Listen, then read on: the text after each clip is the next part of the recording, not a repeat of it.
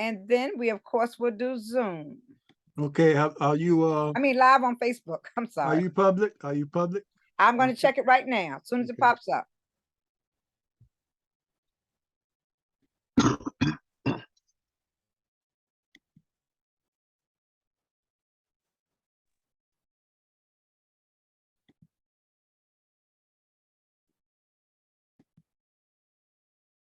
As soon as it pops up, I would check it. Live on Facebook. Live on Facebook. Okay. Let me check my privacy status.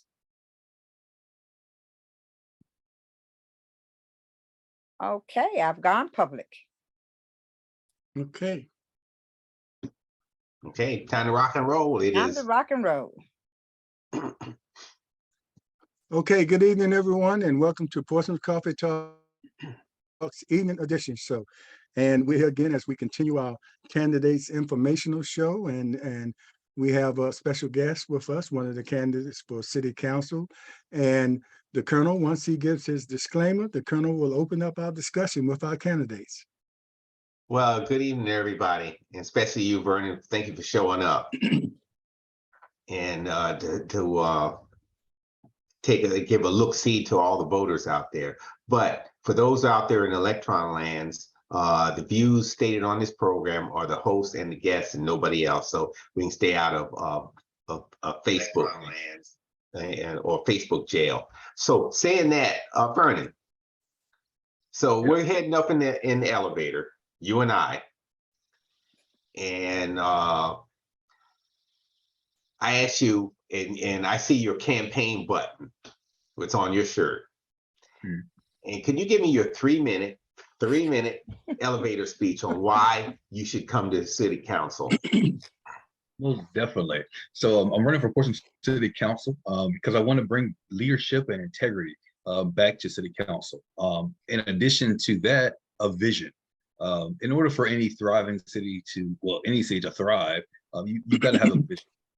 And so I'm not running for Portsmouth City Council to build a city for the year 2022 or 2023, but instead I'm looking to build a city for the year 2050 and 2075, so that we can have a city of stability.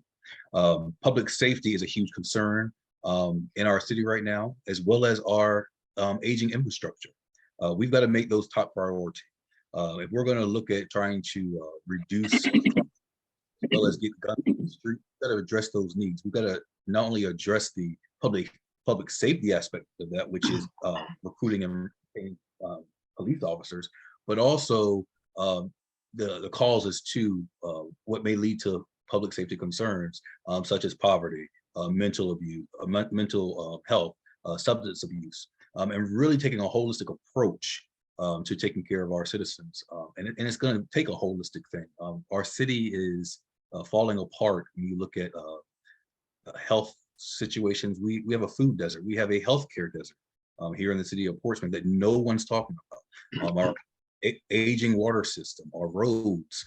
You drop down any road in Portsmouth, it doesn't matter which one is on, you're probably going to hit about 10 bumps within a 2-block radius. I mean, two block path. And so we have to address these needs. And I do not feel like the current council is doing a good job at addressing those needs. Serving on school board has been a tremendous honor of mine. I've enjoyed every minute of it to be able to build and work towards a school division that is encompassing all children in our school division and making sure that all children are successful. And I want to make sure that we do that on the city side, making sure that all of our citizens, regardless of what zip code you're in, regardless of your demographic, that you are taken care of because you pay the taxes, and we have an obligation to make sure that your needs are addressed. You know, Vernon, that is a well-stated 3-minute speech. Well, yes, and I'll take a couple points out of there.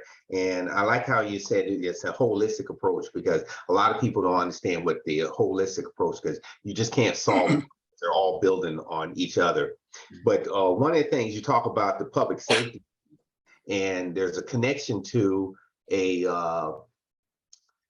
when I'm a young person out there walking the streets and I join the gang because there's no jobs out there for me. What can you do to create jobs?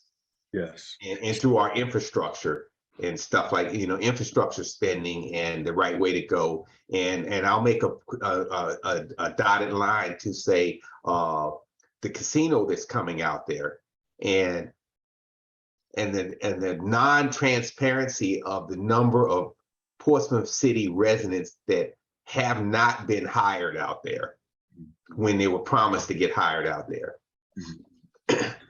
Yeah. So when we're looking at putting our people to work, we really have to look at job opportunities, but also looking at the skill set.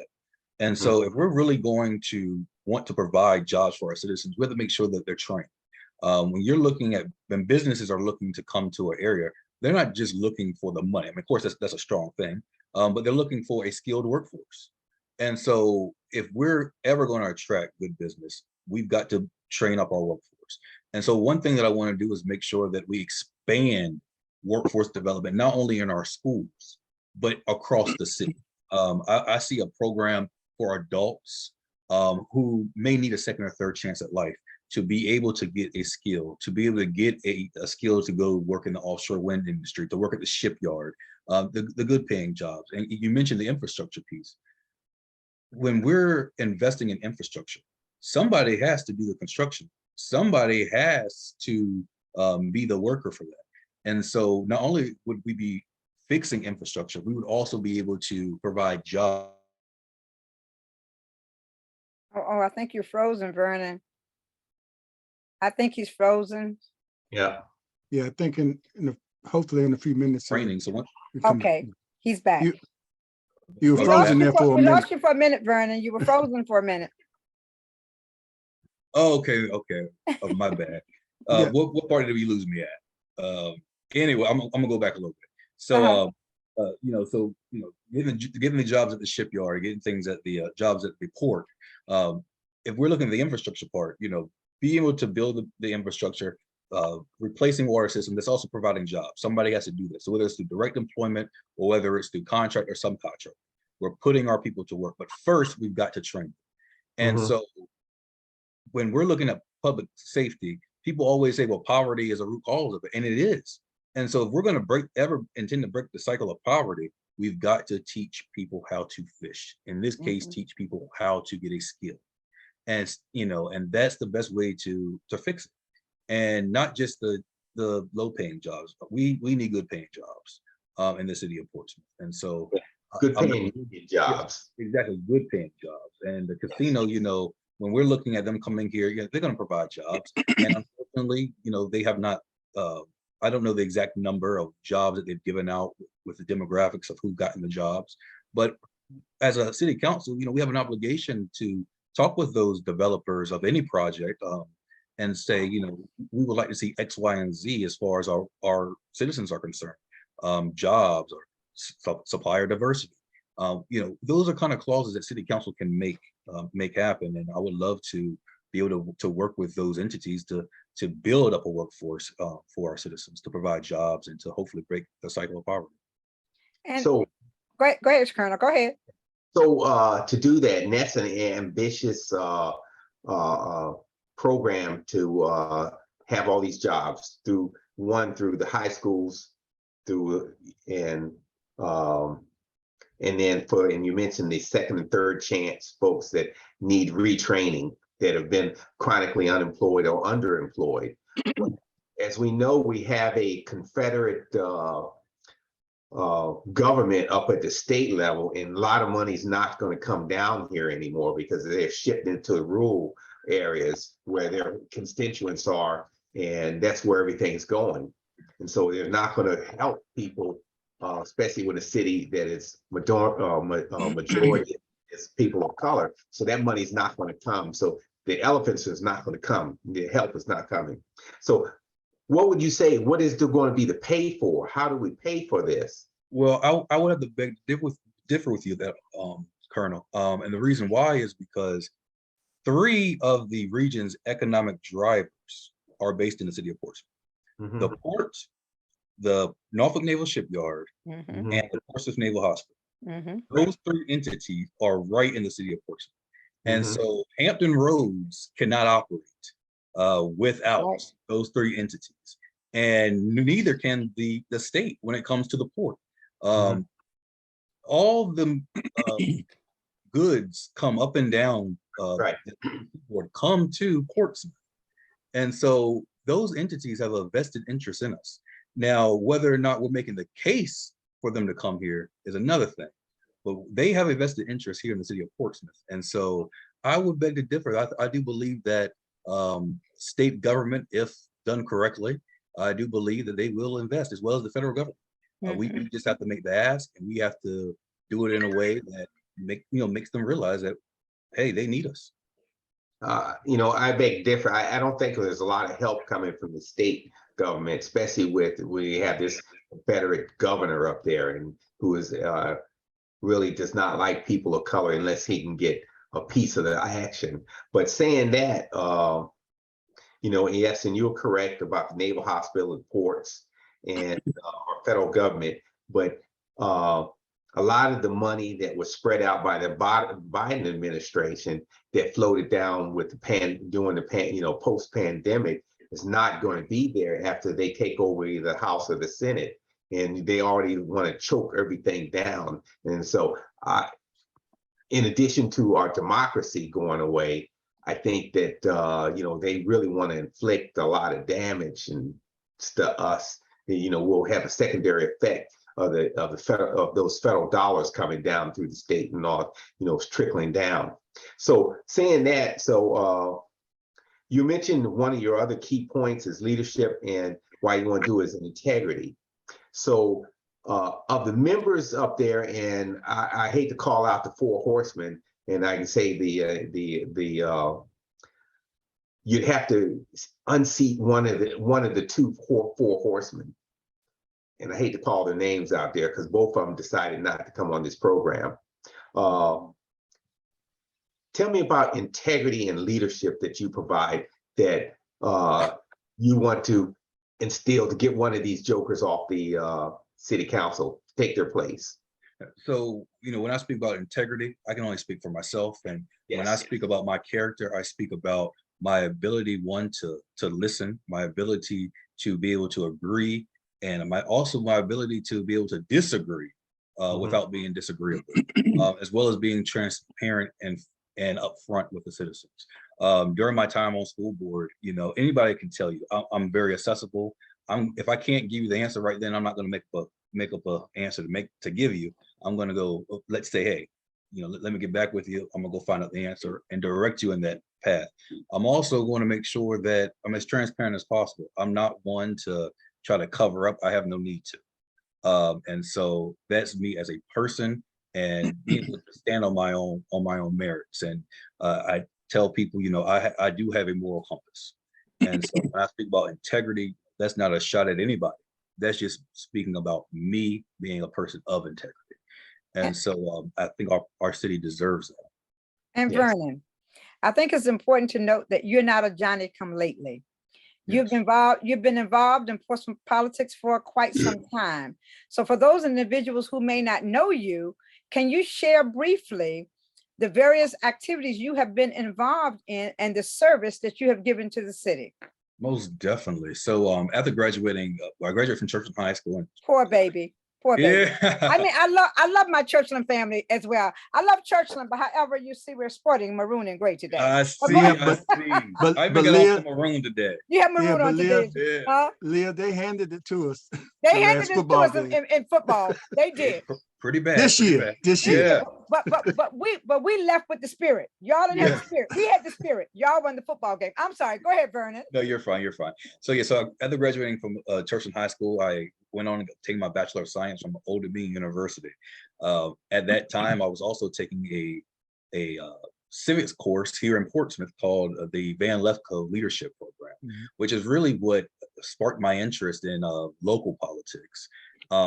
And that's actually how I began my career working in the Virginia General Assembly, was through that program. So I've worked in the General Assembly for 3 years for State Senator Louise Lucas. After that, I worked in United States Congress. Senator Mark Warner. I've served on various boards of commissions here in the city of Portsmouth, like the Downtown Design Committee, the Park and Rec Commission, served on the Portsmouth Volunteers for the Homeless Board, Friends of the Juvenile Court, which I still currently serve on, chair of the Democratic Party of Portsmouth.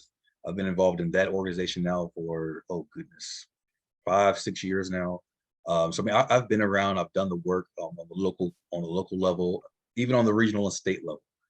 I have my background not only in legislation but in economic development when I worked for the Hampton Roads Alliance to build the supply chain for the new offshore wind project that Dominion's doing right here in Portsmouth.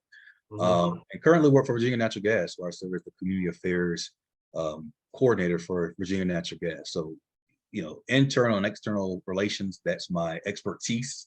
And so I call myself a really good relationship builder.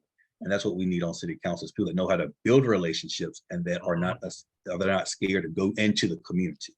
And so when people talk about being community, I mean, you can't get any more community than your job title being community. And so that's what I do. Let me Vernon, go ahead, James. I'm sorry. let me ask you, you mentioned about the advantages, the benefits we have with the port, shipyard, and naval hospital, you know, and not many of the candidates were up here, except for one, talked about regionalism. And I think that's important. And just what you said about being the community is just as important, being a regional partner to, Yes. to all the Hampton Roads cities. And I haven't seen that over the past years, because my experience on dealing with different boards and commissions, we had those interconnections with different cities, Hampton, Newport News, and things like that. And it was a benefit to us when we came back to the city. So how would you sort of get back to that, or you know, because of your experience now that you just mentioned, you know, all over the state, how would you bring us back into that regional fold that we need so much to be a part of, since we are the center of the Hampton Roads region?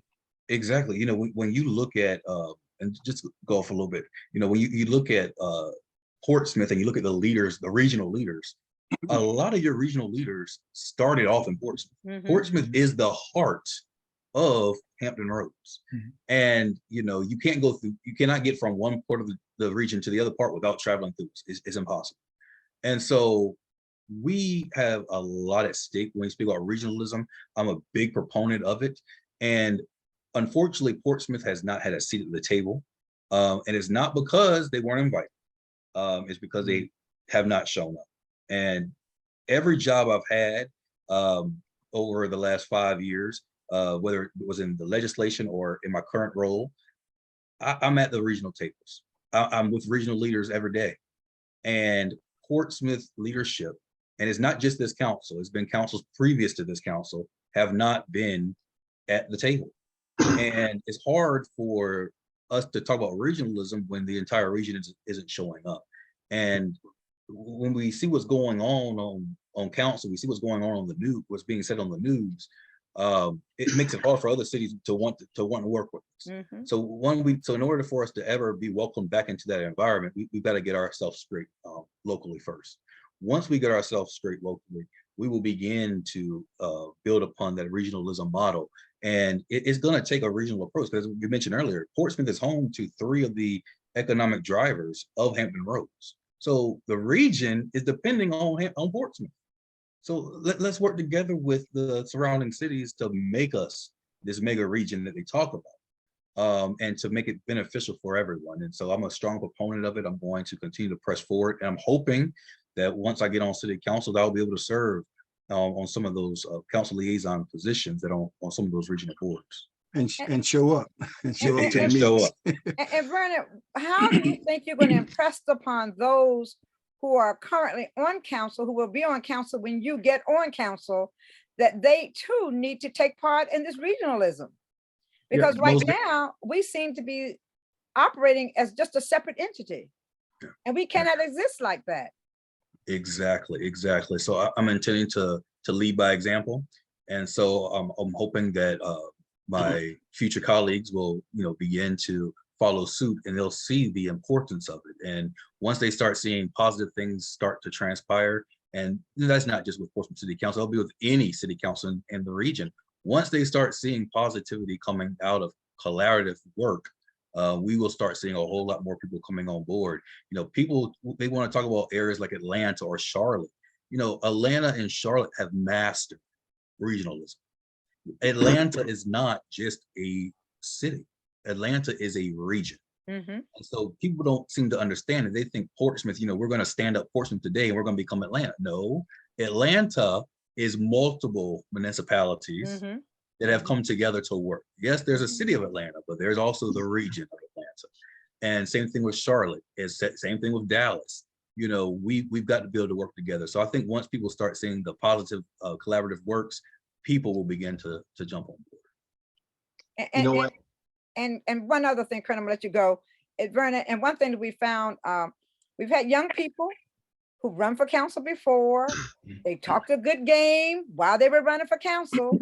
Then when they got on council, it became a divisive council where they didn't see the need to work with the more seasoned people, not only on council, but the seasoned people in the community, those who've been out there, those who have paved the way.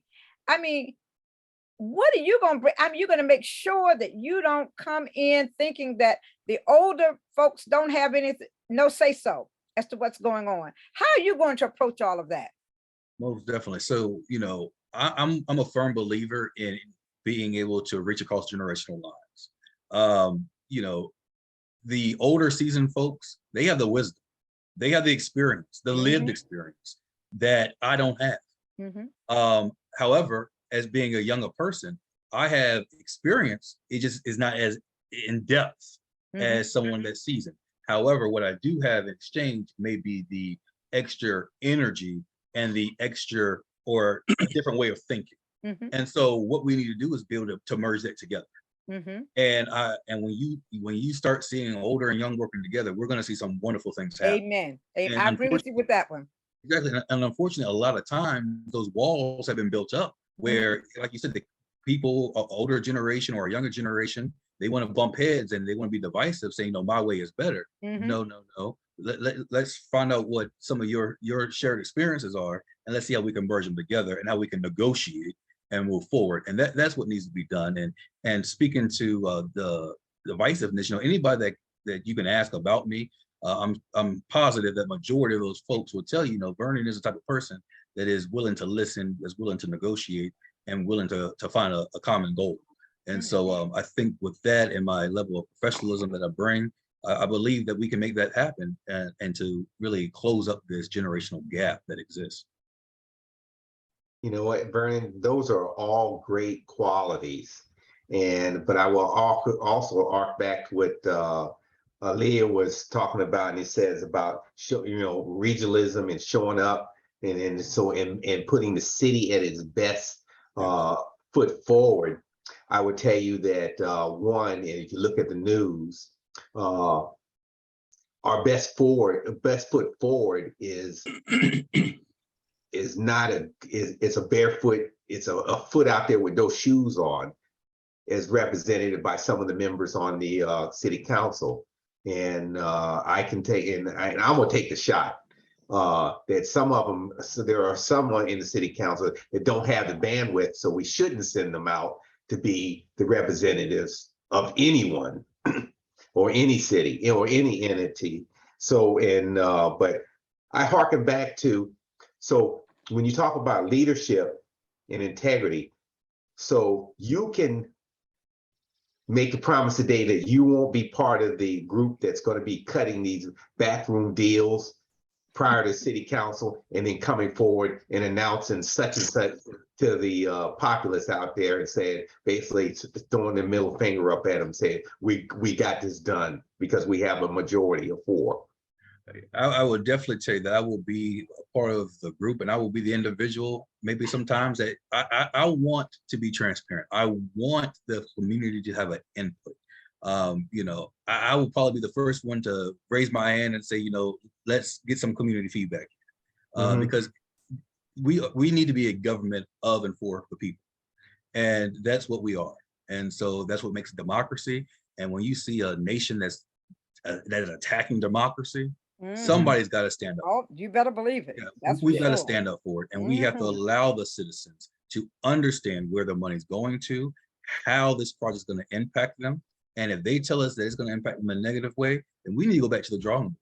Mhm. and do some negotiating. And Mhm. so that's what I pledge to do, is to be a person that's going to listen to the people and be transparent and put everything on the table. Mhm. And great, great, James. I was going to say, and we brought up the part about regionalism, and it goes beyond that when you start talking about economic development, going out beyond the state lines and, encouraging developers to come in from out of state.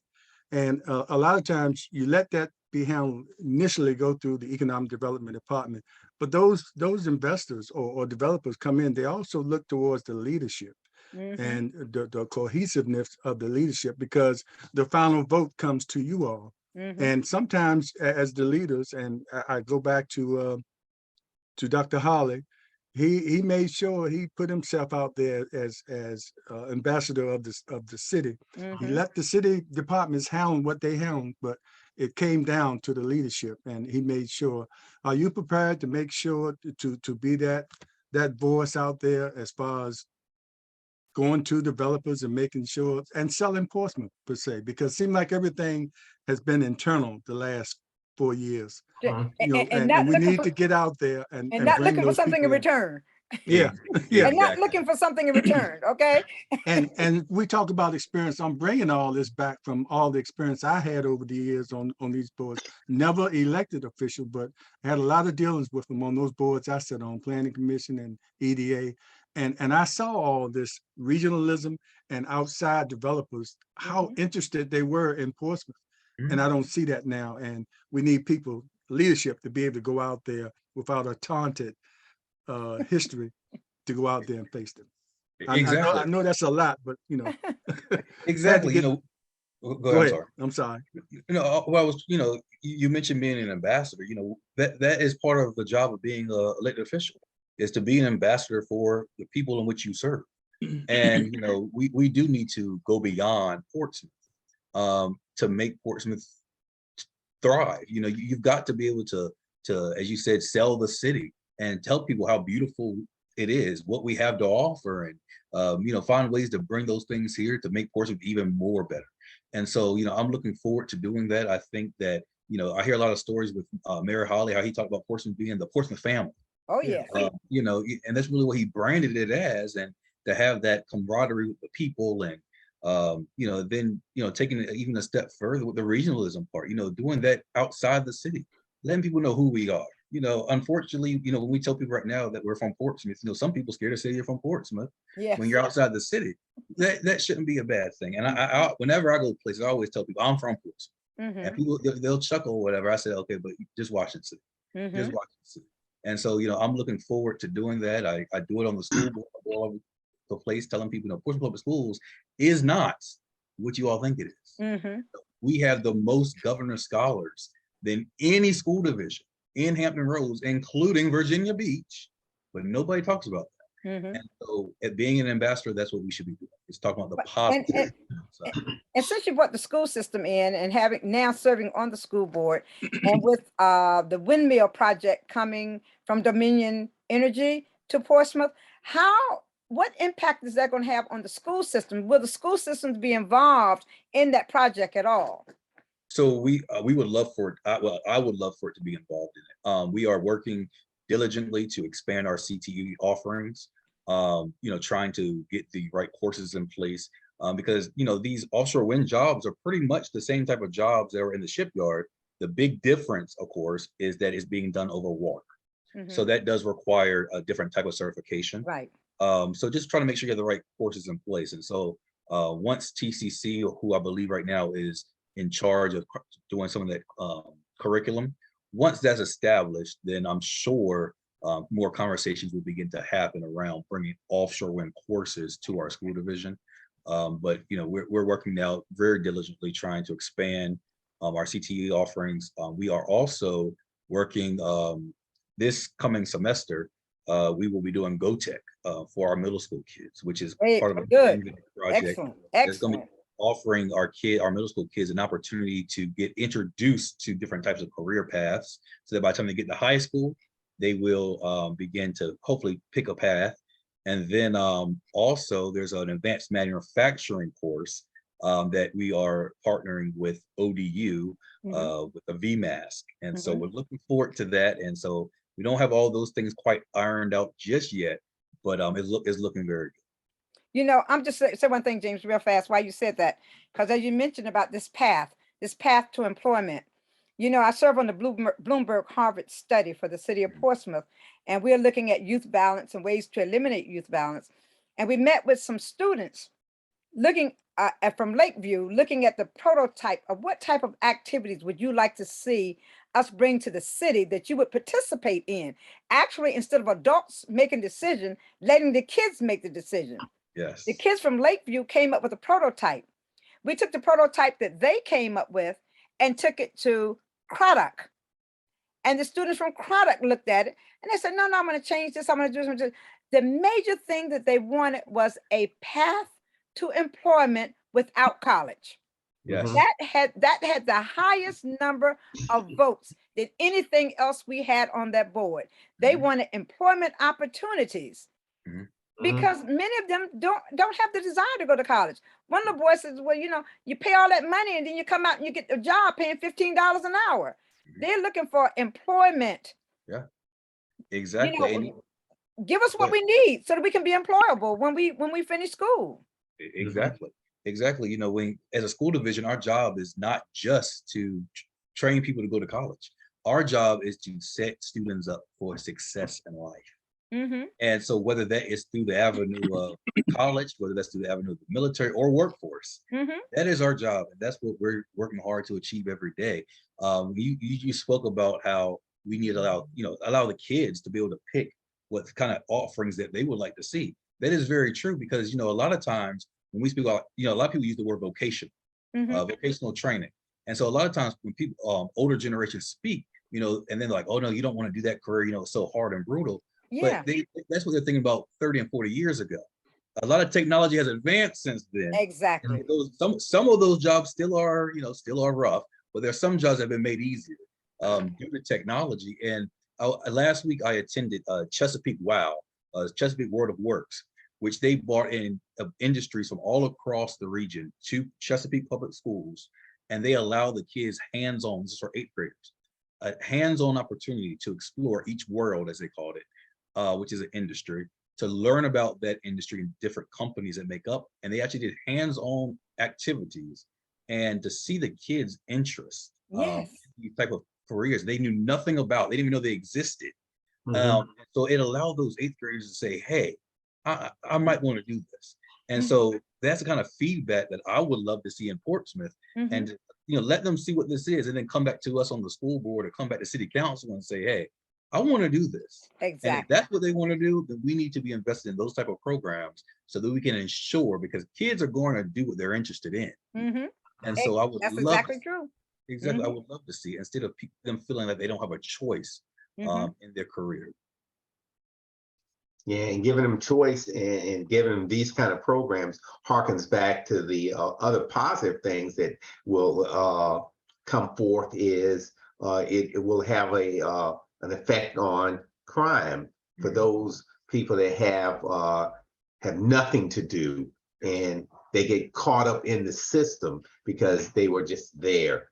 And so if I give a chance for to go through one of these programs, and I have a good job, and I'm earning money, I'm paying taxes, and I'm out here voting and being a great member of our society and giving back to the community. It's a stick, they're all positive things that emanate from education to a great job, to benefits, to retirements, and the community. Everybody gains in this. And so, yes, this is a great way to go, because not everybody is meant to go to college. Exactly. And just like I mentioned, the school board, our school job is to make sure all kids are set up for success. And on the city level, we need to make sure that all citizens are set up for success. And Mhm. so, we need to, take that type of model and take it, not just in the workforce field, but into, as I mentioned earlier, the mental health, to get rid of these food deserts, and really make the city work for the people. Mhm. And so, and one last thing I'll touch on will be, when we talk about, I think one of my, earlier, I don't think I got to it, but one of my platform items is the recruitment of economic development. Economic development, good economic development, is not only beneficial for the city to expand our tax base, but it's also good. It can be good for the community. It also goes back to what Ms. Stiff was saying earlier when it was giving people the option. Let's survey our citizens to find out what industries they would like to see bought here. What type of, and also that connects to the workforce piece. So what kind of job do you want here in the city of Portsmouth? Let's actually go out to them and find out what it is that you would like to see here. And as a city council, let's work towards getting it done. And so, and that work economic development piece, that speaks to my part about trying to, one thing I've heard a lot of this year, well, years previously too, has been the high real estate taxes that people are paying. We're paying the highest real estate tax in the entire 757 region. And people just don't know why their taxes are so high.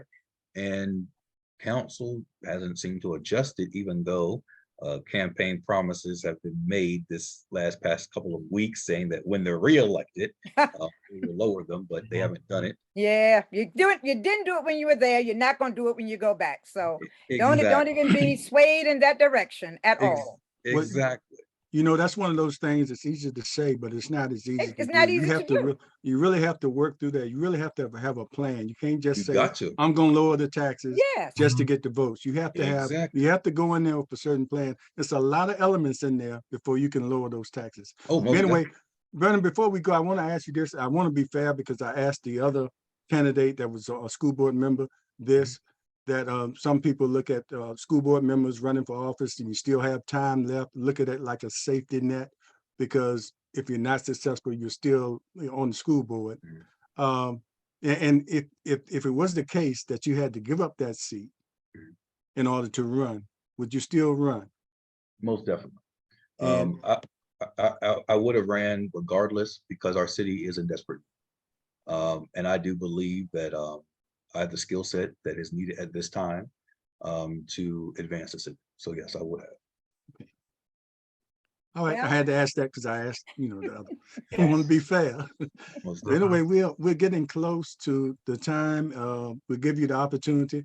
If any other hosts, if you have any other questions, go ahead and do it now. We're not strict on the time, but I just want to say that Vernon, I told you from the start of your campaign, you're proving yourself to be a statesman as opposed to a politician. And for that, I'm saying thank you. You've held yourself in good standing, upright throughout this entire campaign. And again, I want to say thank you. Because once again today, we've hit with negative press in the city of Portsmouth about the city manager filing this claim about breach of contract. Once again, we're in a negative place in the media. And I'm thankful for the positivity that you have brought in this election. And at a time when elections are crazy all across this nation, it feels good to have a young man like you who has the sensibility to think things through and think before you speak and not offer what you cannot give back to the public. So I want to say thank you so very much. I appreciate you. And I wish you well on Tuesday. Well, thank you. And I know we don't endorse. I'm just saying, I wish you well on Tuesday. Now, if there's anything that you need to say also in reference to your poll workers and other things that you need, but do you have anything you need to say? Yeah, so, thank you so much for that. As you all know, early voting is still going on until Saturday. We have 2 more days left of early voting. So I'll be out there greeting people, and the polls close Saturday at 5 o'clock. And so on Tuesday is election day. It's the big day. And so, we're still looking for some poll workers. We're almost to where we need to be. And so if anybody is willing to serve as a poll worker, please feel free to reach out to us via my Facebook or my email at tillageforportsmouth@gmail.com. We are excited. We are, ready to see what Tuesday has in store. And so I just want to thank everybody for all the support thus far, and just looking forward to whatever Tuesday may be. well, Yes. Go ahead. Well, you know what? And thank you for coming on, Vernon. And I believe that the city, the state, and our nation is at an inflection point. We Exactly. need young folks, and we need all people. We need a different breed of folks that comes, or a different mindset to come step in there. And we've had over the last few years, and we talk about the present city council. We do need change. And without change, the only way you get change is the citizens to come out and vote. But I do have one little thing that I got to get off my chest here. Yes. And when we talk about safety, and everybody has the slogan, well, we're going to recruit more officers and we're going to pay them better, and all of a sudden it's going to materialize. The governor says he's going to put this big thing out there, $31 million, and he's going to recruit the boys from Georgia that's going to come down here and basically hunt us all down. So what can you do as a member of city council to recruit more officers from the localities that we live in that look like me, so I don't have to worry about driving while black going down Portsmouth Boulevard? Most definitely. When I talk about recruiting police officer or public safety in general, we're looking, and also we include the firefighters who are, yes, neither one of those departments statistically look like the city. yeah. So I would love to see our public safety reflect our community. We as a school division, we've started public safety pathways for our students to be able to introduce them to this industry. So hopefully by the time they graduate, they'll be able to only have a few more courses left. They can then jump into that profession. And then, as you mentioned, tapping into the base communities and saying, hey, these are the opportunities here, and educating them on what those professions have. And then also the ones that are there, and then new ones coming in, culture competency. I'm big on making sure people understand other people. At Virginia Natural Gas, they're very big on DE&I, very big on cultural understanding and competencies, and making sure people understand where people are coming from. And that's needed, especially in public safety, because people, they need to know that they can trust you. And the only way to garner trust is to know that you can relate to me somehow, and to know where I'm coming from, because not everybody's experience with public safety has been great. Not everybody's has been bad, but enough have been bad that we need to address that, and it needs to be addressed because it's a lot of times it's senseless. And most recently in Portsmouth, they had a situation a couple of weeks ago where a police officer and a citizen had a interaction that was not a good one. And we need to make sure that our public safety is reflective of our community of Black, brown, white. It just needs to be reflective, and we need to educate community policing, community public safety. And as far as the recruitment piece is concerned, going in, as I say, going into our schools, going into our neighborhoods, going into our HBCUs, going into communities that we know are welcoming, and finding the best that we can. Unfortunately, the profession is on, people wanting to get into it is in a decline right now, based on, I think it has a lot to do with not only the pay, but then the reputation that public safety has been getting. People, there's a lot of pressure for a lot of folks, and the pay is not the best. The Eastern Shore has recently overtaken the city of Portsmouth when it comes to public safety pay, and that's a big problem. That Northampton County, Virginia, is now paying people more than Portsmouth, the city of Portsmouth, is paying their officers. And so, Brenda, and that's why we're losing so many people to other cities. The sheriff's office, we can't keep deputies because our deputies are paid lower than any other city. Exactly. We can't keep them. Exactly, and it's hard to go into communities, and I'll speak with the teachers as well. It's hard to go into communities to bring in a diverse group of people when the pay is just not there. The profession is just not what it used to be for people. And so, we've got to find ways to recruit and increase that salary, because right now it's just not helping. $46,000 starting pay for a police officer, and as you mentioned, And the sheriff deputies make much less. are making a lot less than that. Mhm. They can go make more money with less stress, and that's what a lot of people have chosen to do. Exactly. And when other cities are raising their pays up, such as Virginia Beach and Eastern Shore, hey, I'm gonna go over here to Eastern Shore. It's half the people, less than half the people, and I'm making more money. And hey, I'm gonna But do it. I'm gonna dog. Okay. I know we got to get off to this one. I got, let me Go tell, ahead and let let Dr. me tell Cotton Melvin, in. let me let Melvin in just a minute. Let him in so he won't have to sit in and wait. Okay. Yes. And One Okay. line. When we say we're gonna raise the pay, and I say I'm gonna raise your pay, and then on the other person that's running for re-election, it says I'm gonna cut your taxes, your real estate taxes. Haven't done the math. I know I'm lying. That's why I got to say that. Draw that dotted line. They're lying. yeah, that's why I said it's a whole lot to Oh yeah. lowering those taxes. That's You why have I'm to take drawing under consideration. that dotted line. That's why I just had to get that out of the way. Yeah.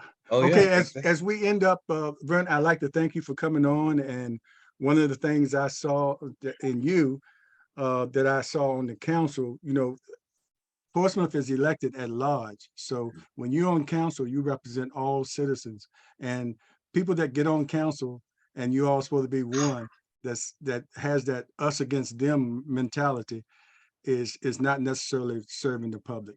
So that's all I have to say. People, govern yourself accordingly. Just make sure you vet the candidates and make the educated decision that's in the best interest of the whole city. Yes. And James, Thanks and again. most of all, vote, vote, vote. Yeah. Yes. Yeah, Get family those members who are not percentages up. voting, go and take them to the polls and get them to vote. It's important. Every Especially- vote counts. Especially the elderly. If you know someone, get them to the polls, because Exactly. Every vote they counts. definitely know the importance of going to vote, because they lived through a time where it wasn't something that they could do. Exactly. So thanks again. We appreciate it. And take care, Vernon, and good luck Thanks, to you in your Vernon. campaign. Thank y'all so much. I Appreciate you. appreciate it. Thank you. Okay. All right. Dr. Cotton, you're in the dark, man. We need some light on you. Well, you can't get in there right now. I'm headed to another forum. I apologize, but I'm here and I can hear you and I can see you all. How y'all doing? Can you turn your light on in your car, Melvin Cotton? It is on. Your light is on, okay. You can look at it right. It is on. Yeah. I apologize. Well, we have your voice. That's the main thing, okay? Well, when people go to the polls, they'll see that name, not a picture. They'll see Dr. Melvin Cotton Jr. on that ballot. That's going to be the most important thing. Yes, Well, welcome, Dr. Cotton, and we appreciate you coming on to Portsmouth Coffee Talks Evening Edition. And Dr. Cotton is running for re-election of the school board. And at this time, the Colonel, for people just coming on, give that disclaimer again and start the discussion with our guests. Okay, for those out there in electron land, the views listed stated on this program are the guests and our hosts and nobody else. So keep us out of Facebook land. So I know you're driving, so I'm gonna get this real quick because I hope you pull over, and so you won't have to. I wanted to shock you with these questions or anything. Yeah, especially the Colonel. You want to pull over when he starts asking questions. Well, I'm just meeting the Colonel, but his name definitely precedes him. I do watch you all show, and he is the one. I'll leave it at that. So I'm ready for you, sir. Well, you know I come correct. And you come hard, yeah, man. Look. Yeah. And then so saying that, so I'm gonna give you, this softball one, your 3-minute speech, or your elevator speech or your car speech in 3 minutes. Why should you be reelected? First of all, I need to be reelected because I know within my first year I voted, and I always will. I voted in the best interest of the city of Portsmouth school board staff, students, as well as parents. I also want to continue to push some things that couldn't happen in a year. I enjoy those who I have had the opportunity to serve with, and we have been meeting for the past year, of course, but the things we've been meeting about, we haven't gotten everything out that we wanted to, and I want us to continue to enhance the school district. And what are they? Can you expand on those? Yeah, definitely. The hot topic is CTE, and I know that that's burning everyone's ears. But what I want to add to that is that I want our young folk to come out with credentials. I'm really going to be pushing this go around because I'll have 4 years to serve. What's called pathways, choosing between college or career. One of the things that me going to Norcom, one of the things that I was unable to obtain as a woodworker back then, never did any woodwork. My father always taught me, once you get something in your head or you learn something, no one can take it from you. But if I wanted to go get a job, I didn't have any type of credentials or journeyman's paper that said I knew what I knew. I could only tell someone that. So that's definitely something that we're looking at pushing, some type of way that young folk are able to get credentials. There's something that Chesapeake does is they partner with like homeowners, certain things that need to be repaired, so we can get them more hands-on, because the things that you learn in the classroom as a business owner, I used to work for one of the local cable companies years ago. They gave us scenarios, but it was nothing like being on the job and you see stuff that you were not taught.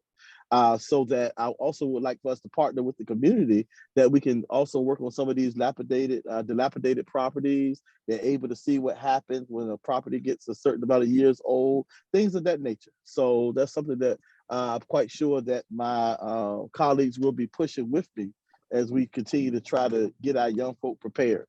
And also in learning those things, hey, I hate to put it like this, but we from the city of Portsmouth, sometimes people got a little hustle going, that they're able to help somebody out and get a few dollars. But I definitely want to push that pathways with career with or college, that they have a choice to come out and be successful. Look, let me get in here. I want to get in here because I see the coach, the girls basketball coach, Miss Ali is watching. And I wanted to get this question in, host, while she's still on there. And what I see with her on Facebook, asking for Gatorade and water. Gatorade and water and the Cash App. And I don't see the boys basketball team coach asking that. There might be a matter of choice, but is it equal funding for the girls program as well as the boys program, where the coach has to put out an appeal for water? To answer that question, I actually have to look into that. I'm not sure how that is budgeted, but I do know that each sports department of each school has their own budget. But I'll definitely look into that. And I couldn't catch her name that you said, but if she could send me an email, I'll get right back with her as soon as I can, as early as Monday, about that. So yeah, I'll send that to you. I'll send you her name. And okay.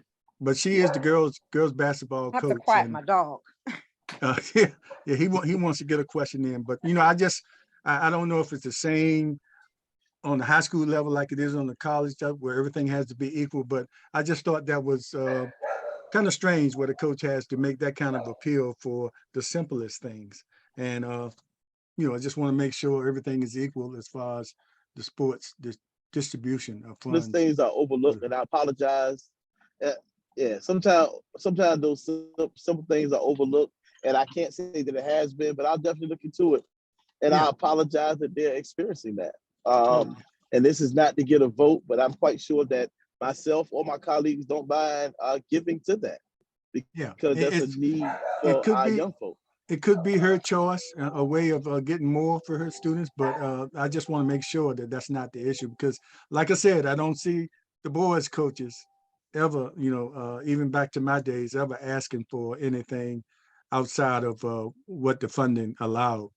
So yeah, that was I've had the same experience you did. Yeah. I played baseball for Norcom even when I was at Waters. You see this baseball jersey?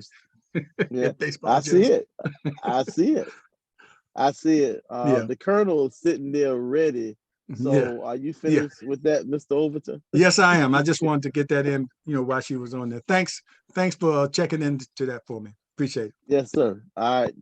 Well, now that you mentioned me again, and when you mentioned partnering, and I'm thinking about those, back in the day we used to take shop, And one of the things, we had woodworking, we did a little bit of stuff on minor repairs and electricity, as electrician and so on and so forth. But have you ever thought about, or have you, like, partnering with Lowe's and Home Depot for them to donate lumber and equipment, and, as you say, so I can get hands-on to repair some of the aged houses out there for such and such widower out there, and so I can get this carpentry training, plumbing and woodworking and all that kind of stuff? Is that what you were looking at starting? No, was not looking at partnering with Lowe's, even though that's a I great use that as an idea. example. Oh, I was talking about the community. So, Yeah. all right, what makes community work, in my opinion, is community. So if we could see some of these dilapidated properties that you keep hearing city council talk about, I think they would be good as far as possibly our young folk having some hands-on experience there outside of the classroom. Now, at the same time, it'll be cleaning up the community. That's what I'm speaking of. Oh, You know, yeah. that could be pretty far-fetched, because that would definitely have to be planned out, approved, but it's just an idea that that has been burning on the inside of me ever since I first ran, that I spoke to a couple of people on the board about, and we've been throwing some things around. So that could happen, but that's something I would love to see happen because of the type of business I've been in for years and the things I've experienced, classroom versus the field, that they'll have another avenue of hands-on at the same time working in their city to clean it up some. Yeah, the reason I say that, because as a corporation, they could donate that and they get the tax break off, and for the supplies and things like that. But can you also address the movement across this nation of CRT training within our high schools, in elementary schools and stuff like that?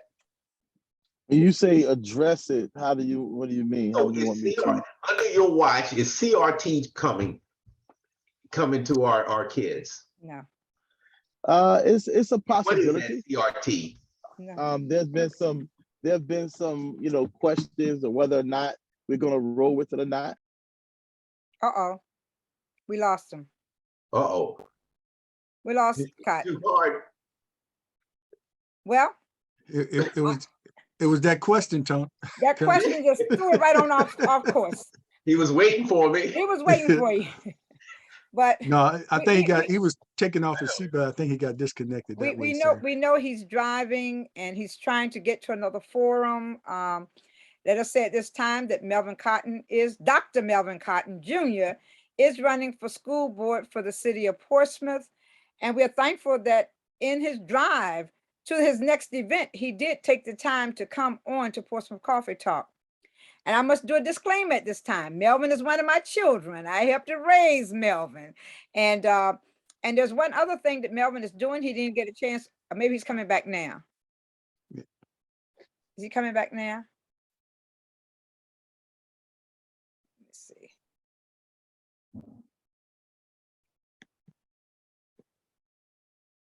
Okay, there he is. There you go. Melvin, right, I'm back. Are you walking into the building now? No, I'm just parked. I'm fine. Colonel, back to you, sir. You talking about CRT? Anything is possible, but when you look at CRT, you think about what it really is. It dates back to a college theory that people are trying, in my opinion, trying to equate to Black history. CRT has nothing to do with Black history. And last year they made it a very strong political stance to really, I think, shadow against Black candidates, against certain agendas and things of that nature. But CRT it's a college thing. Is what it says it is. It's a theory. It's a theory. And one thing we do not teach in K through 12 are theories. Mhm. We teach facts. That's what we teach. We teach facts. So if people will keep just a base understanding of what a theory is, can there be conversation? Sure. I love when our young folk approach me. I just left a bunch of young folk trying to call you all. I mean, trying to get on the line with you all, but I love when they ask questions. Mm-hmm. So will conversations come up? Yes, but will it be as far as on the curriculum?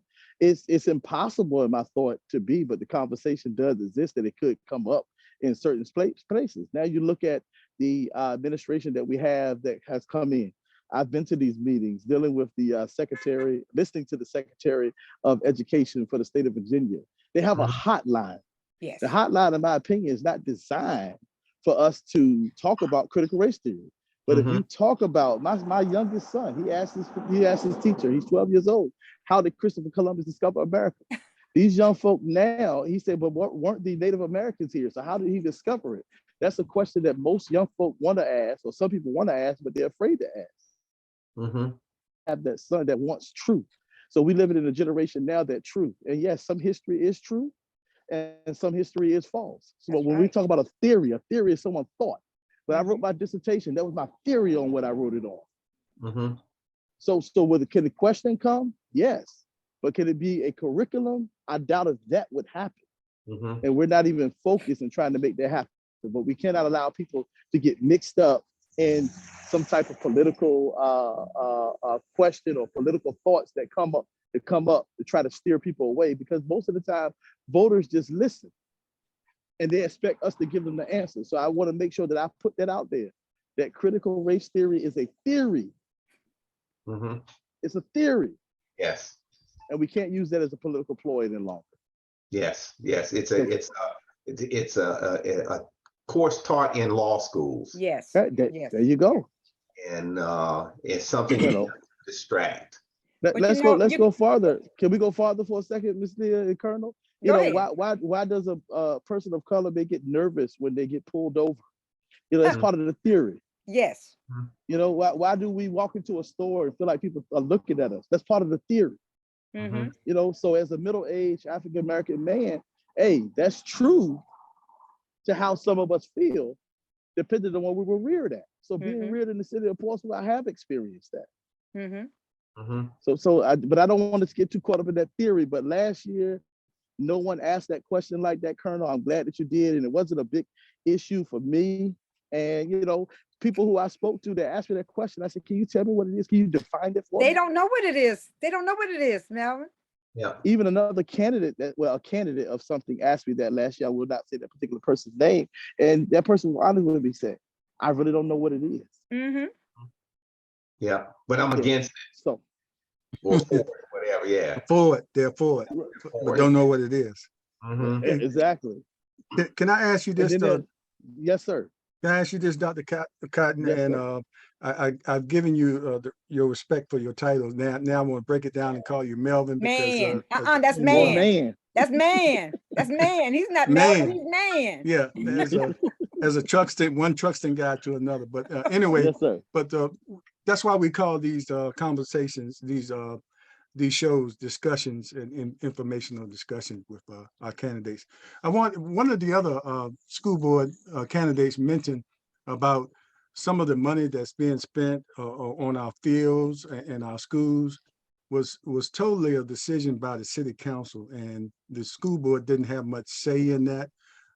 Going forward, how can you work with the school board with the city council in order for them to make decisions that well, personally to me, that makes a little bit more sense at the time that we're in. I have no problem later down the road having those kind of fields, but I see other needs out there, and that's a lot of money right now to be going into something when the other needs out there. And I guess it's going to have to be more of a conversation between the school board and the city council, so they'll know, firsthand where those needs are and where they should be put at this time. Well, I'm gonna say this. I didn't want to come on you all's show because you all asked real questions. Now, the truth of matter with that, we didn't have a lot of say-so with that, and that's being revisited. I would have to point that back to our chair. We try to walk in a united front, but I will say this. I think some agendas that people have for the city, sometimes it has a personal interest. Amen. And sometimes, yeah, y'all gonna get me not voted back in, but sometimes sometimes the personal interest follows them and it matriculates with them, Yes. that they forget where certain things should be explored in regard to the budget. So it ends up being a city council thing sometimes when the school board hasn't really spoken on it yet. But I think we're gonna put our heads together and converse about it. And I don't want to make that sound negative, but sometimes certain people's passions make them overshadow certain avenues. So that's something that we will be revisiting. And yes, it is a lot of money. There are so many other needs. So many I'm just greater thankful that needs in we're the school getting the system. funding we need. So many greater Say it needs one more in the time. system. I think a lot of voters are looking for truth and transparency, and that's why I appreciate, and that's why we ask these questions, so to give the candidates the opportunity to expand on it, rather than some of the sound bites they might have to deal with. So thanks for your answer. Yeah. So and that is expensive, but yes, I think that some things are passion driven. The biggest thing that people are saying they wanted the sports blessed, and I can understand that because it would generate funds for the city. And growing up playing in Charles Peak football out Craddock over there in St. Julius Creek, we really didn't have those very nice things. Dr. Harris, he spent a lot of his own personal money with the donations of the community, the churches, and certain restaurants used to sponsor teams and things of that nature. We played in t-shirts. We didn't have real jerseys till we got a little older, and people, our parents and other people started donating more money because they made more money. And I understand that, this AAU is the big thing now. And I was just talking to some young folk tonight and let them know, okay, what's your plan B if sports doesn't work out? Exactly. So so we will be revisiting that. And I think that was kind of passion driven. It was passion driven. Yeah, and if think about it, those who have that passion. That's the pastor in you, Dr. Melvin Cotton. Mr. Passion driven. So I didn't want to come across as negative, but we got to get our passions under control. Got to get the passion under control. I agree with you wholeheartedly because I walk through these schools on a daily basis and I see so many needs in the school system that surpass the need for fields and things. We need our fields and all. Yes, we do.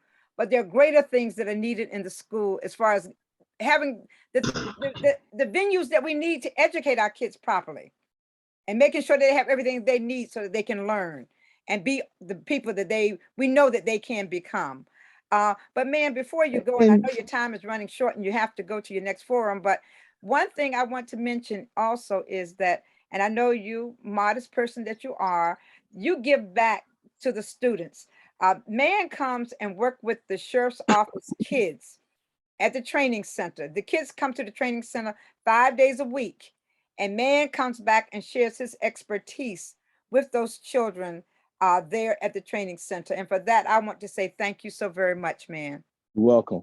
You're welcome. You're welcome. It's the businesses that I'm into, they'll be around forever.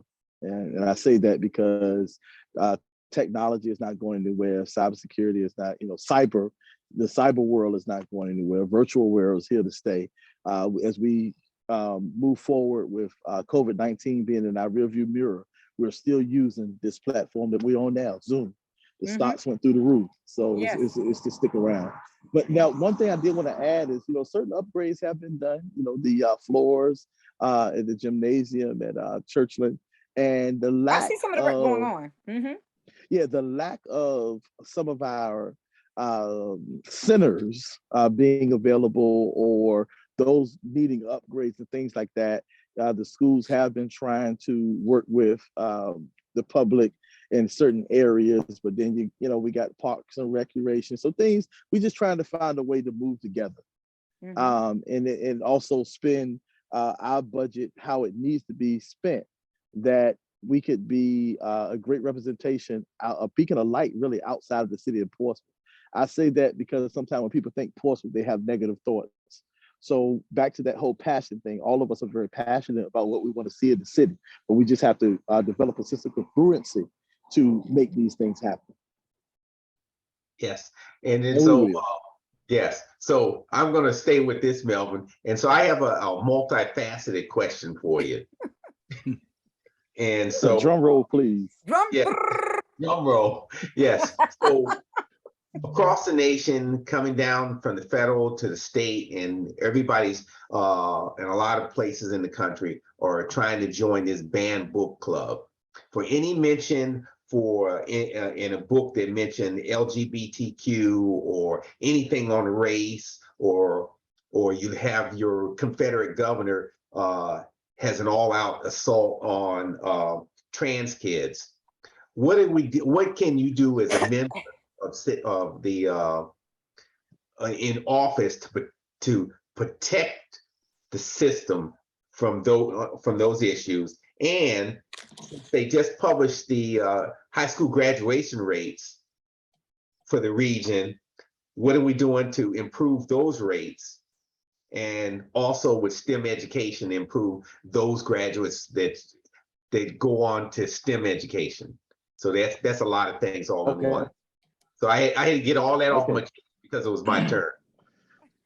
Okay. My son just went to, he's a 12-year-old at Churchland Middle. He just went to some STEM event the other night. STEM is very important. You know, those areas you will use throughout life. You asked like 6 questions, so I'm just going to attack it this way, okay? I got them all. You talked about graduation rates. Okay. We have to continue to be in contact with young folk as well as the parents. Actually, myself and a couple of my other colleagues will also, see, I'm giving y'all too much tonight, looking at trying to get a postgraduate mentorship thing going with the school system, that we stay in contact with young folk for up to 2 years, where they have a resource for up to 2 years, because within those 2 years after graduation that they sometimes get on the wrong track. So we want to be a resource. Okay, the first year out didn't work out, you're working a job, have you considered going to college? It's not too late. You can still get financial aid if needed. There are certain scholarships and things like that, because usually when you graduate, it's bye-bye. When we graduate, we have such a love for certain teachers and certain administrators or counselors that we may stay in contact when we graduate, but there are some who we have to try to hold on to and let them know, if you need any help, you make sure you call this number. What was another part of your question? It was quite a few in there. Well, yeah, I know, but you know what? I'll refer to what you talk about, that 2 years. It'd be interesting if you had somebody that started collecting data on the students, for you do some longitudinal studies of what the kids do post 2 years, 4 years out. And so I'll to answer that, also to tap onto the 2 year thing that timeline you did. So the other piece is the graduation rates and STEM education, and then explain to the folks that what the meaning of STEM is for the folks that are out there in electron land. And then if you want the other ones, we go down to protecting our LGBTQ and the race and the banned books and things like that. Okay, that's the one I wanted to get to. Well, STEM deals with the science, technology, engineering, and mathematics. Usually children who go through that route, they're on some type of high scholastic achievement, but it also gives them, we have robotics and things of that nature. It ventures out of just what happens in the classroom to give them more advanced training, more advanced learning. So that's what that deals with. Now with the LGBTQ, there's what we have to understand is we live in a world of freedom. When I say a world of freedom, I'm not saying I'm for it, I'm not saying I'm against it, but we have to respect where anyone stands in regard to that. You said something about books. You said something about book banning. When we talk about race across in the country, there are certain places that is spilling over. And when you mention slave, for race or slavery, we want to ban that kind of talk or books and that. Truth is truth. Yes. Truth is truth. Truth doesn't change, and history is history. So I believe that if we're going to teach history, as long as it's truthful history, it should remain in there. Good point. And then so for our trans kids or LGBT kids that are going to school, and as they go through, did we lose you? Okay. This time it popped right back in. Okay, there we go. So you was waiting on me though. So we already know the governor is also turning his for proverbial word guns on them. And so what do we do to protect those kids? Well, I know there's a thin line between church and state. However, you pull the godly man that I am out of me. We're called to love everyone. Mm-hmm. You may not like some things, but we're called to love everyone. So I just pray that our governor gets to a place that he can understand what love truly is. You love the person. And that's the best I can say about that. I'm always going to stand on the side of right, what is right. Because you think back years ago, Black folk couldn't vote. You think back years ago, Black folk could not go to school with people who were not Black. So I think there's a forward progression, and there's a new fight, a new thing that has come along that certain people want their rights. Your team, not your team, but we share the team, but even team names have been changed. School names have been changed. So we're moving, there's forward progression, but there are other people who receive also some things that that just kind of, being downtrodden or whatever. We should, we stand on freedom of religion, freedom of speech. We're a country of the free. And now that as African-American people are still, walking in our freedom, there are other people who are emerging. Me being a history buff, you remember the women's suffrage movement. So there's always going to be a movement that come out when people feel like they are oppressed. That's just the truth of the matter. So we can't ignore someone else's oppression just because we're farther along in ours than they are in theirs. And that's where I stand with that. All great points. And you talk about all those freedoms that we've enjoyed that have advanced previously or being assaulted today. And we have a whole nation or half of a nation that from the Confederacy are trying to roll back those gains and actually put us back into the 50s. And so I can leave it there, and people can look at their history books and look at what happened in the 50s and the 40s and where we were to be at, because wherever you're standing there, you'd see the cross, they'd be chasing you with the cross, burning cross. Well, when you and I are gonna have to talk offline. And I'll say this though, when you don't know history, yes, history has a way of repeating. Exactly. Yes. Exactly. And it's coming. Yes. So you got to know the history. That way you can keep it from repeating. Exactly. Melvin, as we close down, I just want to ask, how important is it for a school board member to appeal to the parents and people that are not parents to attend the school board meetings and be involved and ask those questions that might help influence some of the decisions you all make? I think it's very very essential for them to be involved. I mean, it reminds me, I'm serving on the school board, reminds me of when I was a child. I learned how the system worked, coming up through the school system. But my mother, that's not to say my father wasn't, but that was one of her household duties, and she was very much involved. And to know that my mother was involved and my dad, by way of my mother, because if something wasn't right, she would let him know. But we also would like to know what the parents feel, what they think, what's on their minds, and we could share with them some of the things that we have that can aid them in certain areas. So it's imperative. The old saying is, it takes a village to raise a child. So when Portsmouth, as we serve, my hope is that even in conjunction with other city government, city council, the mayor, those who I serve with, the parents, the teachers, the administrators, even the community, that we become the village, that we're able to become one. Okay, Leah, I know you have a last comment. Then we'll let the doctor go. Dr. Melvin Man Cotton, you will always be man to me. But man, I am just so proud of the young man that you have grown up to be. I'm so thankful that you're currently serving on the Portsmouth School Board, and I wish you well as you venture into your re-election. So once again, we Thank you encourage so all much. of those out there who are listening. It's important that you vote. People, get out there and cast your ballots. Early voting is going on until Saturday at 5 o'clock.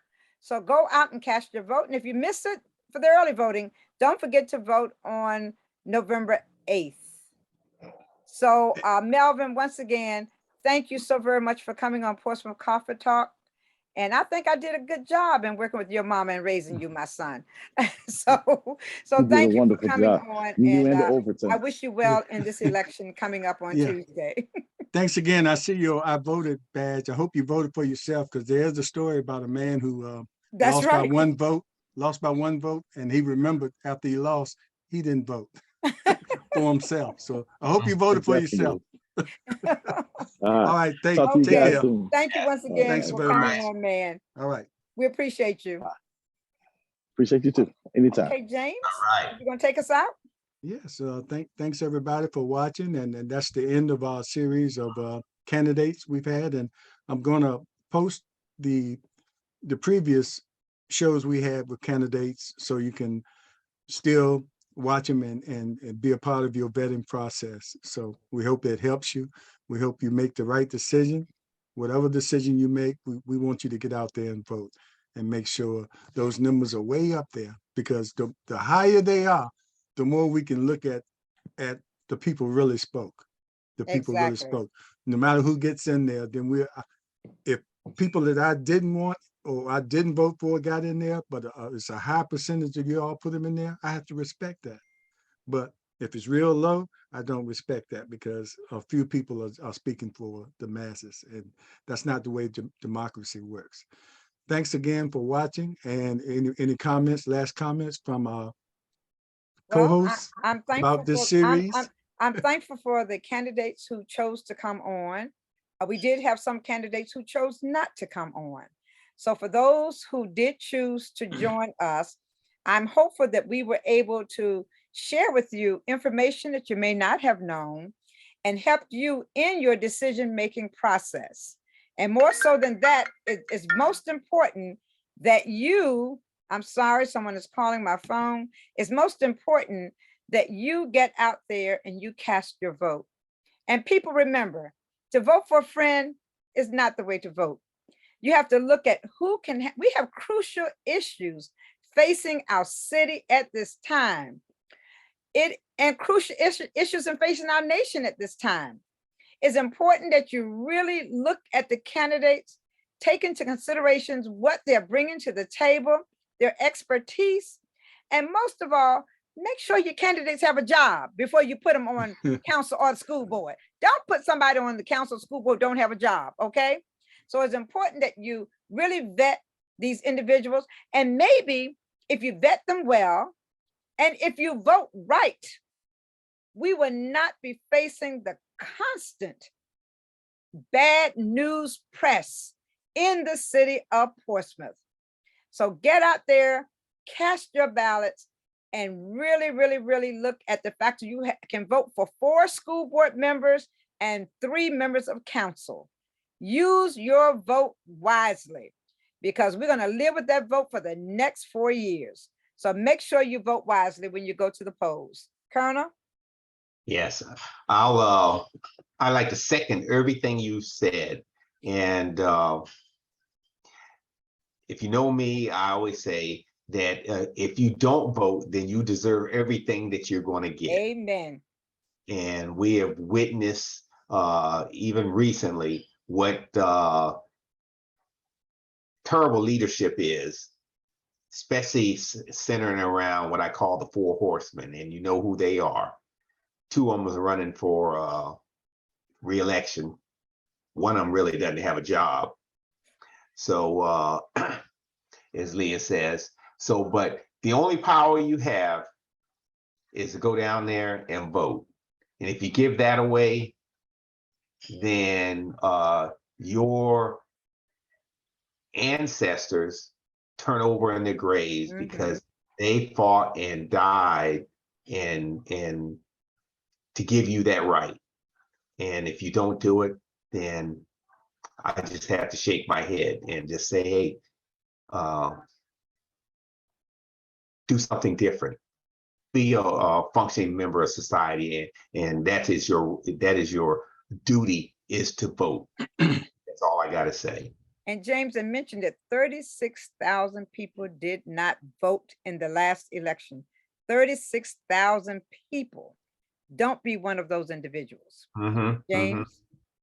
Yeah, I just have to say, as part of your vetting process, take into consideration some of the questions we asked tonight and previously about regionalism and being ambassadors outside of the states, the state lines, you know, as a part of your vetting process. Everything is not internal. When you look at the city, we have to be visible outside of the city, not just for negative things, but for positive things. And developers and anybody outside of the city of Portsmouth, they look towards the leadership. And our leadership must be out there introducing themselves and presenting a good image for people who want to come in here and do business. And I know for sure businessmen will not come into the city if you have a dysfunctional council. Amen. Because all votes go back to the council, no Mhm. matter what kind of good negotiations they have with the city manager or department heads, you know, planning commission or EDA.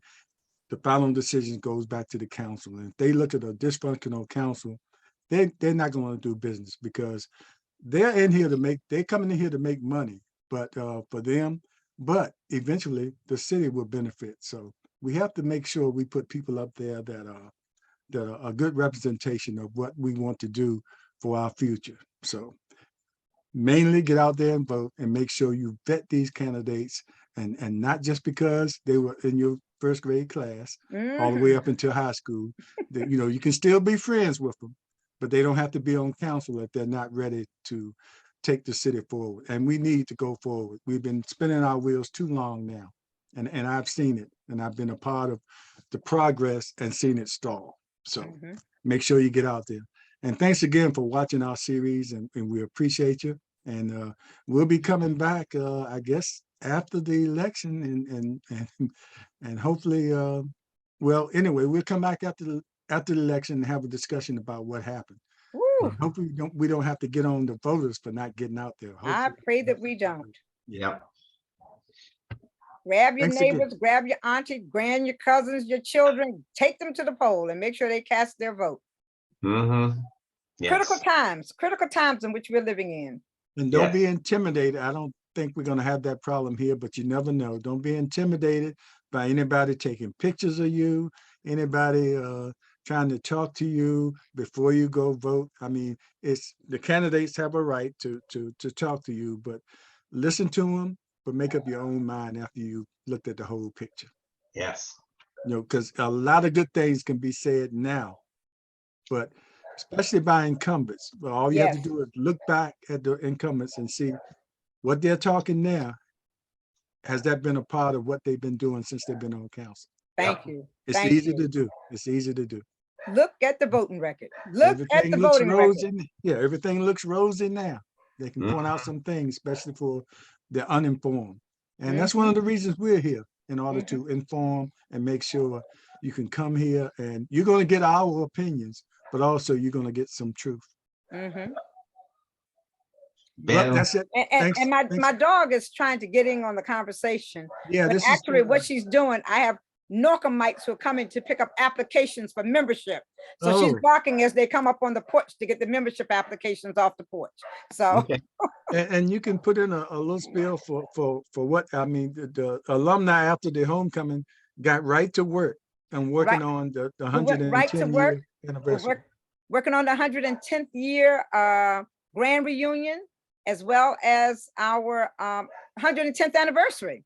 So we are working. We're now meeting with the hotels to see which hotel we're going to have it in, so we can set the date. And we got a 110 campaign going on, in which we're asking 110 graduates to pay their membership. We're asking 110 graduates to get a lifetime membership. 110 graduates to donate $110 towards the students at Norcom, and 110 graduates to do $1,100, and that would go towards scholarship money for the students at Norcom High School. So we're asking you, we need your support. The fire is burning, and I mean, it is burnt. Those flames are so fierceful. So come on out and join us and help us to do all that we can as we prepare for our 110th year anniversary at IC Norcom High School. And thank you, first of all of those who came out last weekend. It was epic. The weekend was phenomenal. The whole week was, as a matter of fact. So I want to thank each of you for coming out, and thank you, Colonel and James, for participating in the parade. And thank you, Colonel, for being one of those individuals who will donate that $110 to our $110 campaign. I thank you so very much. And for those out there in what you call it, electron world, Colonel is an associate member of IC Norcom High School now, and for that we thank him as well. But he did get an education at Western Branch, and He got it, but a good education at Western Branch, but he got smart after he graduated. And he came over to the other side. Married a Greyhound. But anyway, the last thing I like to say is, as we talk about history, I like one of my pet projects during this 110 year celebration is to bring all the historically Black high schools together. Hopefully we can do a function for the people that attended schools like Crestwood, Booker T, Carver, Maggie Walker, and Mary Smith, and any other high school, originally Black high schools. So we won't lose that part of our history of those schools that educated so many of the people that went on to do significant things in our communities and the United States and the world, as we have a person from that was an ambassador in Africa, yes, Bismarck. And so if you attended one of those schools, contact us here at Portsmouth Coffee Talk. I want to create an email list so I can keep you informed, and hopefully during the celebration we can bring all those people that attended those that IC Norcom played and beat a lot of those schools. So if you want to come, you can challenge me on that. But we want to make sure we have some of those people. My cousin Betty Robinson, we want to see you. You attended Crestwood, and most of your older brothers and sisters attended Crestwood. So we'll be looking for people like that. So if you know family members, or if you want to honor a family member that attended those schools, let me know about that too. We're going to try to put something together that where we can come together and maintain that history of those historically Black high schools. And we're trying to pin the HBHS as a part of identifying those schools. So keep that in your head, and use that when you associate with historically Black high schools. Are you going to give them an email address, or you just want them to come through? Yeah, well, I'll give my email address and I'll put it on Facebook. But Dallas, I'll say that again, Dallas 4059@gmail.com. Dallas 4059@gmail.com. So you can email me what school you went to and give me your email address, and I'll keep you informed as we go forward trying to put this together. I've had a few people that want to work with me on this, and I also will work closely with the IC Norcom Association and trying to put something together. It's going to be a big year, y'all. It's going to be a massive year. Yes. All right, I think that's it. Oops. Portsmouth Coffee Talk is here for our voice, our community, and our future. All right. Oh, we got it right for a change. You might have pinned that. We need to just pin that and just play that at the end of each show. But once again, thanks to everyone who came onto Facebook tonight, and please like and share our page. Also, when James put it on YouTube, we ask you to subscribe, like, and share the YouTube page as well. Yeah, make your comments as well. Make your comments. We don't get that many comments, so make your comments so we'll know how we're doing and what we need to do, or potential guests for our show. So thank you. Exactly. And Leah, Monday we're having is that okay, we'll let Monday? you know. Huh? I know Thursday. Monday we have James Edwards. Edwards. I think who used to be the lieutenant colonel at the Portsmouth Sheriff's Office. Also, he was a former state trooper. He's working with the Sheriff's Department in Hampton at this time in inmate services. But he also is a graduate of Wilson High School, and they're planning their 50th reunion. And as he stated to me, most of them started at Norcom, but because of desegregation, many of them were sent to Wilson High School.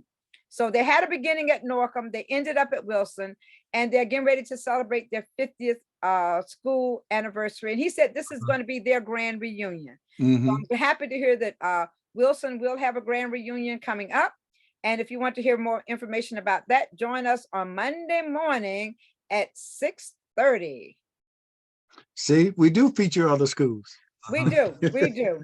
And in fact, we do have Wilson, and then Thursday evening, we have Roger Smith from Manor High School, he was formerly with Wilson as well when Wilson became Manor, but he's the basketball coach there, and he's doing great things as far as getting his girls basketball team member scholarships. So he's going to come so Monday is going to be a Wilson Manor Day here on Portsmouth Coffee Talk. Yeah, and he's sending a few of those girls to the WNBA. So, yes, he has. They've had some magnificent teams, and we finally got to the point where we can compete with them. Yeah, I But anyway, thanks. I think Miss Ali is going to make a difference. I pray so for Norfolk. Yes. Girls, I mean, so. I'll just say this is amazing that the JV last year had 5 players, just 5. They didn't have a bench, and you heard from me. You know how important a bench is. But they had 5 players, yes, and they were beaten. They were beating schools that yes, had they were. a full complement of players. So that's determination for you. So I think. Let me just mention one other thing. The Norcom football team is in the playoffs. Oh, okay. And the playoff game will either take place on Friday, the 11th, or Saturday, the 12th. We don't know yet. We should know by Saturday night if the playoff is going to be Friday evening or Saturday afternoon. So they did make the playoff. Don't know their opponent yet. We'll not know until Saturday night. Okay. And they're either going to play Hopewell or I forget the other school. It's one of the. I know Hopewell was one of the schools that was mentioned. So okay. Hope it's not Lake Taylor. No. And it's amazing where the football team came from last year. Yes. And losing practically everything every game to a winning season. And it's all a testament to Mr. Hawkins, Anthony Hawkins, who was a Norcom graduate who became the coach. And many of the students who had left Norcom to go to other schools came back to join with Anthony Hawkins, that Norcom family, to make us a winning team. And we're thankful for all that they've done, And we thank you. And for those who don't know, our own colonel, donated was it tuba? You donated a tuba. Donated a tuba to the band, the ever-growing band. And I believe in the future years, they'll get back up to that actual 100, marching 100. Yes. He's working on it. Band. And I keep saying one more thing.